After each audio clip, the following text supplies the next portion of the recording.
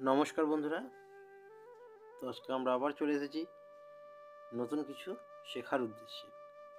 তো আজকে আমরা কি শিখব?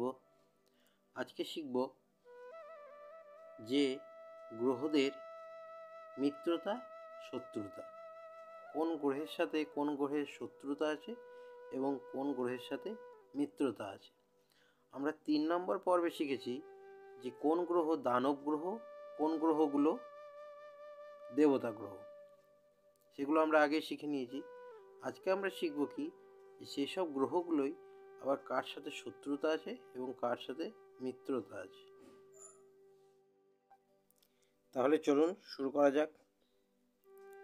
দেখে নিই, আমি প্রথমেই লিখে রেখে দিয়েছি। দেখুন গ্রহগুলোকে, তার মিত্রতা কোনগুলো, তার সমগ্রহ কোনগুলো এবং তার শত্রু গ্রহ কোনগুলো, এবং গ্রহদের ইংরেজি যে নামগুলো সেগুলো আমি লিখে রেখেছি। তো দেখুন প্রথমেই চলে আসছে রবি বা সূর্য। রবি গ্রহ কে হচ্ছে মিত্র গ্রহ, কে হচ্ছে রবি? চন্দ্র, মঙ্গল এবং বৃহস্পতি। এগুলো কি মিত্র, মানে ওর মিত্র, বন্ধুত্ব আছে রবির সাথে। এরা সবসময় ভালো ফল দেবে রবি গ্রহের সাথে। সমগ্রহ কে রয়েছে? বুধ। বুধ সমগ্রহ, মানে সে ভালো ফলও দেবে খারাপ ফলও দেবে, কিন্তু ভালো ফলটাই সমগ্রহ দেওয়ার বেশি চেষ্টা করে। বুধ সবসময় ভালো ফলই দেওয়ার চেষ্টা করবে। আর শত্রু গ্রহ কে রয়েছে? শনি, শুক্র এবং রাহু। রবির এই 3টে গ্রহ শত্রু, সবসময় চাইবে যে রবির সাথে শত্রুতা যেন থাকে। আচ্ছা, এরপর দ্বিতীয় কে চলে আসছে, দেখুন চন্দ্র। চন্দ্রের সাথে মিত্র গ্রহ কে রয়েছে? রবি, বুধ। বাকি সমস্ত গ্রহই সমগ্রহ এবং শত্রু বলতে নেই বললেই চলে, কিন্তু রাহু একমাত্র চন্দ্রের শত্রু হিসাবে কাজ করে। এগুলো আপনারা একটা খাতা পেন নিয়েও লিখে নিতে পারেন আপনাদের সুবিধার্থে, আপনাদের তাহলে ভালোভাবে মনে থাকবে। তারপরে দেখুন মঙ্গল। মঙ্গলের ক্ষেত্রে কী হচ্ছে? বৃহস্পতি মিত্র গ্রহ, চন্দ্র, রবি এবং সমগ্রহ কে হচ্ছে শুক্র এবং শনি। আর শত্রু কে হচ্ছে মঙ্গলের? বুধ। বুধ মঙ্গলের সাথে সবসময় শত্রুতা বজায় রাখে, শত্রু গ্রহ। পরবর্তীতে চলে আসছে বুধ। বুধ গ্রহের সাথে দেখে নিই মিত্রতা কে কে রয়েছে, মিত্র গ্রহ বা বন্ধু।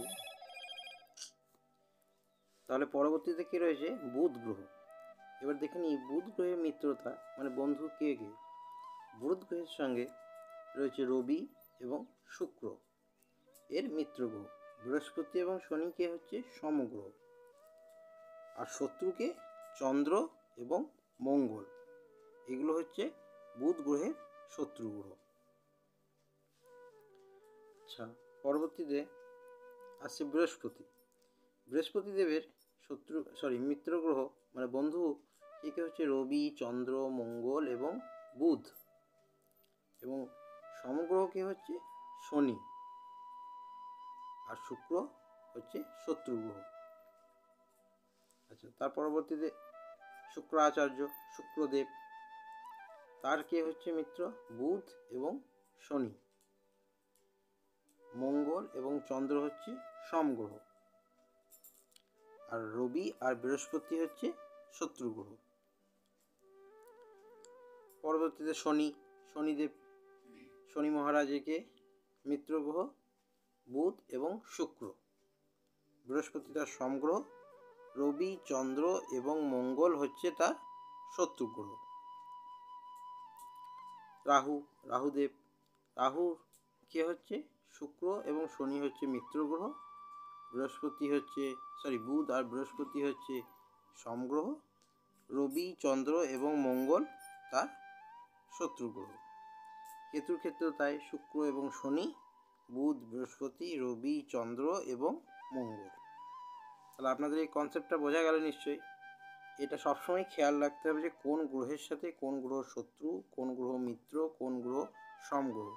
তাহলে আপনাদের প্রেডিকশন করতে সুবিধা হবে, বিচার করতে সুবিধা হবে যে কোনো লগ্ন ছক। যদি রবি থাকে তার সাথে যদি বুধ থেকে থাকে এক গ্রহে, তাহলে তারা কি একই সঙ্গে থাকবে, ভালো ফল দেবে, যেহেতু সমগ্রহ সবসময় ভালো ফল দেবে। আমি আগেই বলেছি। তাই লগ্নছকে তারা ভালো ফল দেবে যদি তারা কারক অকারক না হয়ে থাকে। এই বিষয়গুলো আপনাদেরকে ভালো করে পরে বোঝাবো পরের ভিডিওতে।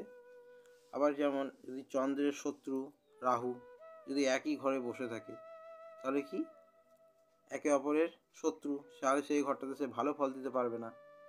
এইভাবে প্রেডিকশনটা করতে হবে। আবার রাহু যদি চন্দ্রকে দৃষ্টি দেয়, দৃষ্টির ব্যাপারটাও আপনাদেরকে ভালো করে বুঝিয়ে একটা ভিডিও নিয়ে আসবো। তাহলে আপনার দৃষ্টি যে দেয়, রাহু কোন দৃষ্টি দিচ্ছে কোন ঘরে, বুধ কোন ঘরে দৃষ্টি দিচ্ছে, শনি কোন গ্রহে দৃষ্টি দিচ্ছে, রবি কোন ঘরে দৃষ্টি দিচ্ছে, এই বিষয়গুলো আপনাদের ক্লিয়ার হয়ে যাবে। তো সেটার জন্য একটা আপনি ভিডিও নিয়ে আসবো। পরপর প্রতিটা টপিকে আমি একটা করে ভিডিও নিয়ে আসবো, যাতে আপনাদের বিচারটা করতে সুবিধা হয়, নিজেরাই নিজের কুষ্টিটা বিচার করতে পারবে।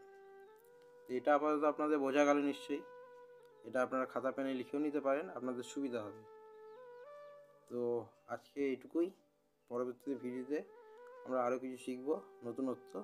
তো চলুন আজকের মতো এখানেই ভিডিওটা শেষ করলাম। ধন্যবাদ।